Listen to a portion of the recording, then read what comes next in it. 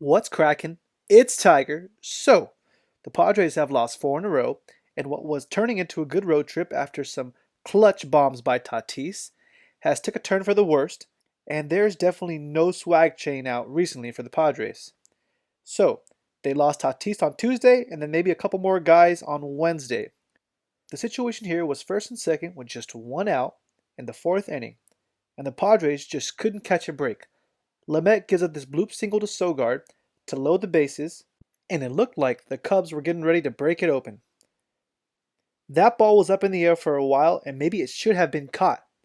From this angle, it just looks like maybe Pham got a bad read, though nobody's really accusing Pham of being a gold glove left fielder. And Lamet cannot get over how this ball was not caught. So, next batter Lamet faces, he starts him off with 95 right down the middle. He actually touched 98 a couple of times today, which is a good sign because he was also stretching out his pitch count. It may be the only good thing that came from this game for the Padres standpoint. But after a couple of sliders, he pops this one up, and all hell is about to break loose. As Pham and Kim both go for the ball and get into a nasty collision, and then Kim gets up, fires the ball in, and the Padres throw it around for what is ruled a double play. But nobody really knows what's going on. Kim and Pham were in some real pain here after the play, and Lamet's like, yeah, that's what they get for not catching that last one. Forget them. Let's go. Keep it going. Both guys were obviously shaken up as they were down for a while, and they ended up having to have the whole Padres training staff go out there and look at them.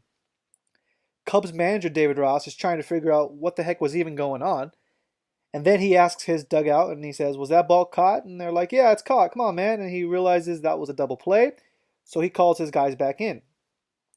So let's clear up what actually happened here. So the ball is clearly not caught, but it falls right under Kim, in between him and Pham, so nobody really knows that it wasn't caught.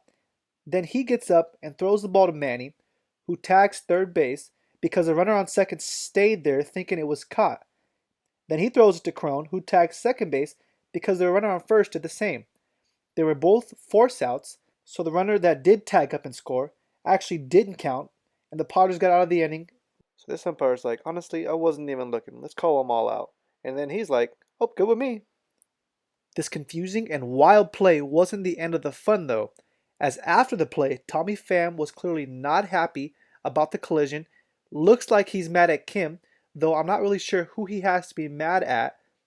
So as he comes in, he throws his glove, rips off his tape in anger, and then he yells at somebody to shut up before yelling some more.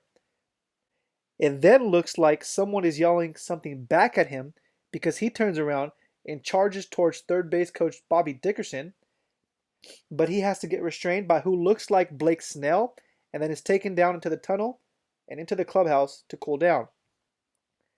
Caratini's just like, come on, guys. Don't embarrass me in front of my friends, please. Losing isn't fun, and the Padres have dropped four in a row as there is no fun in Padre Town, and they'll head home to face Jacob deGrom twice within the next week. So good luck there.